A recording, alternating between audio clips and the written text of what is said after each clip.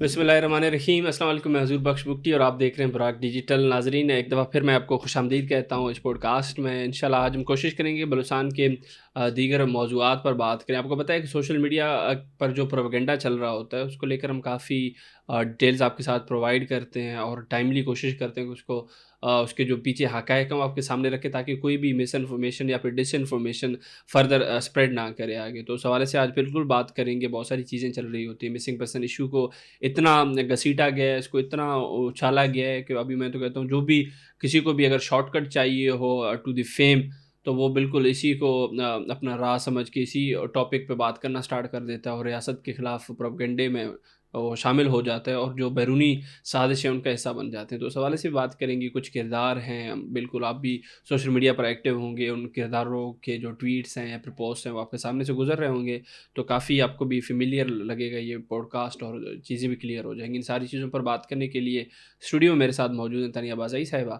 ان سے بات کرتے ہیں. تنیہ خوش آمدید. تھینک یو بوٹی صاحب.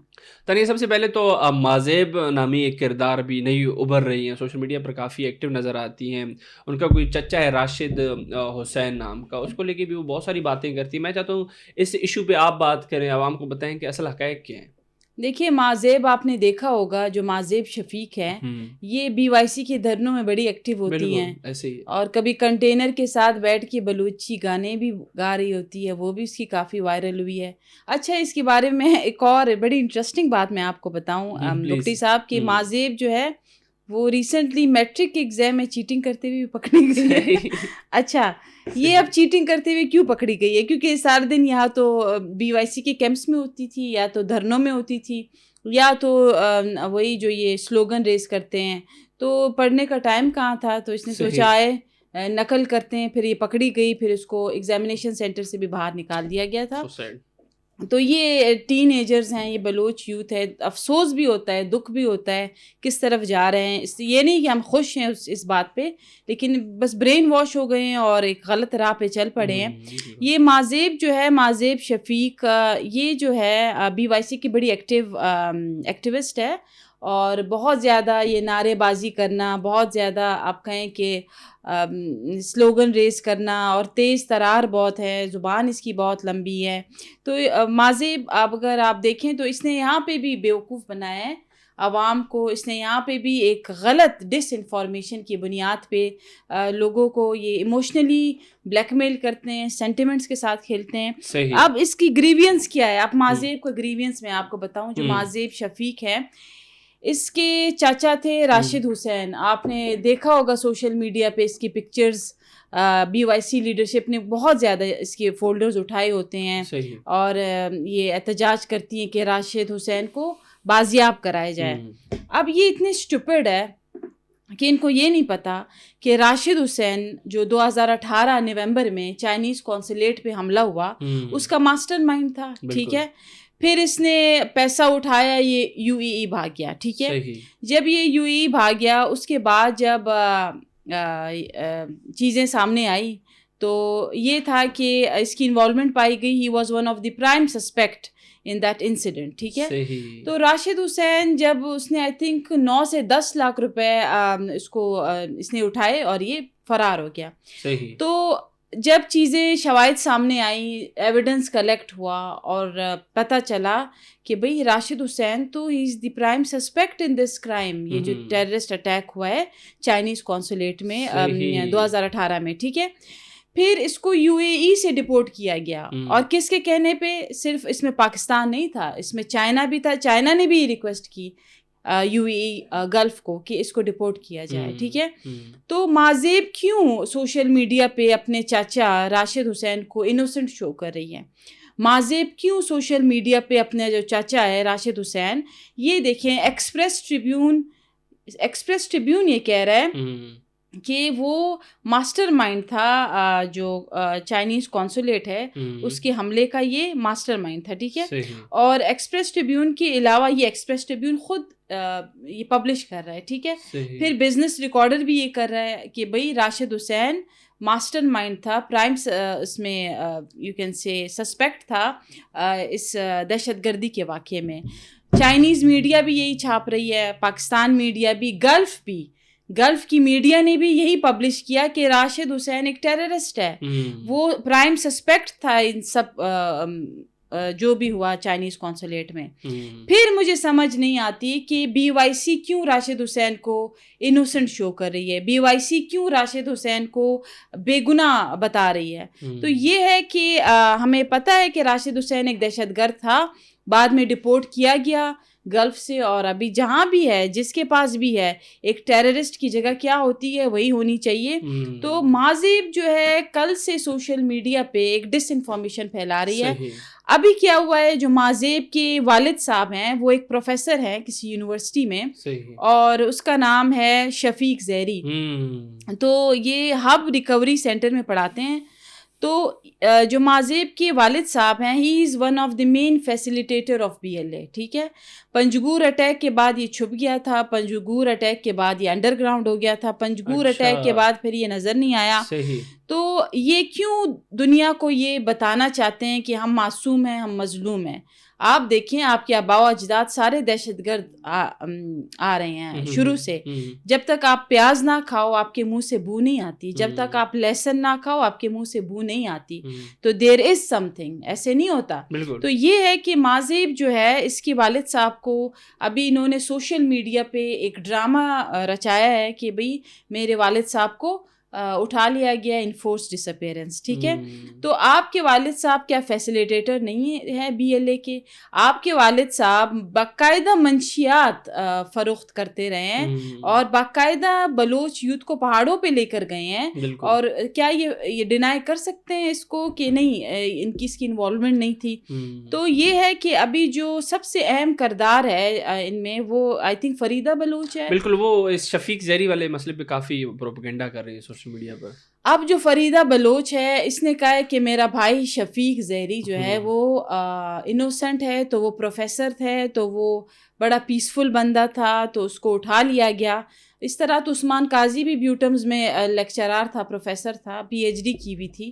تو عثمان قاضی کیوں سہولت کار نکلا بی ایل اے کا؟ ٹھیک ہے, تو آپ کیوں دنیا کو جھوٹ کہہ رہے ہیں کہ یہ معصوم ہے مظلوم ہے؟ نہ راشد حسین معصوم تھا, وہ ٹیررسٹ تھا, اس پر باقاعدہ چارجز تھے, باقاعدہ ایویڈنس تھا, اس کو گلف اسٹیٹ نے ڈپورٹ کیا ہے.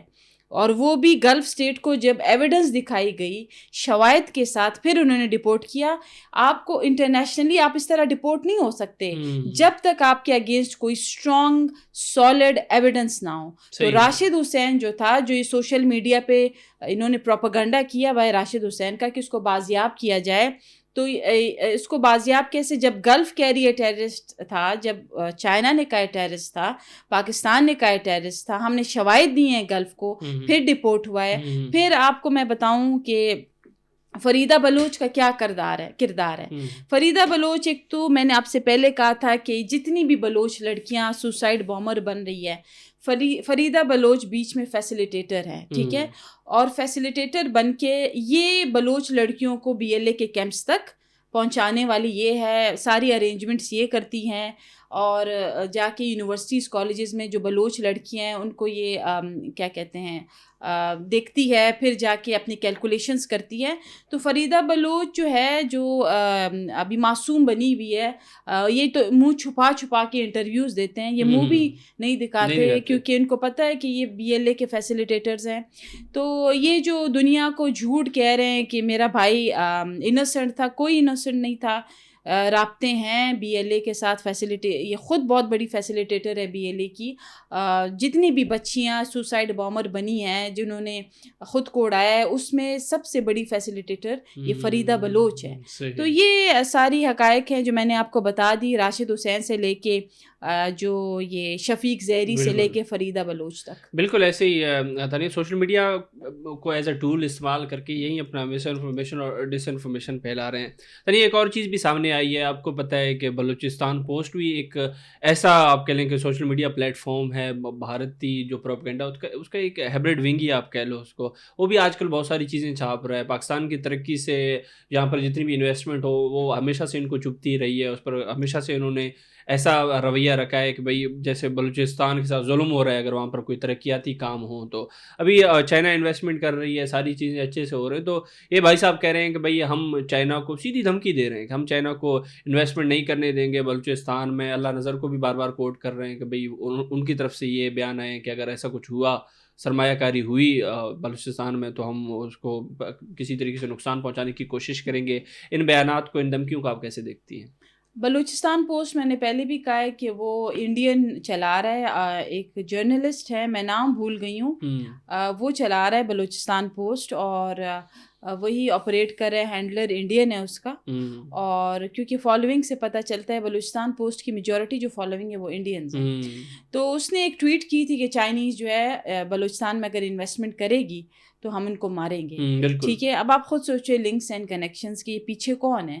جو امریکہ کام کر سکتا ہے بلوچستان میں, آسٹریلیا کر رہا ہے, کینیڈا کر رہا ہے ان کی کمپنیز, لیکن چائنیز نہیں کر سکتے. ٹھیک ہے, تو ڈاکٹر کہتے ہیں ڈاکٹر اعلیٰ نظر نے یہ کہا ہے. اب ڈاکٹر اعلیٰ نظر کی اتنی اوقات ہے کہ وہ پاکستان کے مستقبل پہ فتوے دے یا وہ پاکستان کی سرزمین پر بات کرے, اس کی اتنی ہے کوئی اوقات ہے ڈاکٹر اعلیٰ نظر کی؟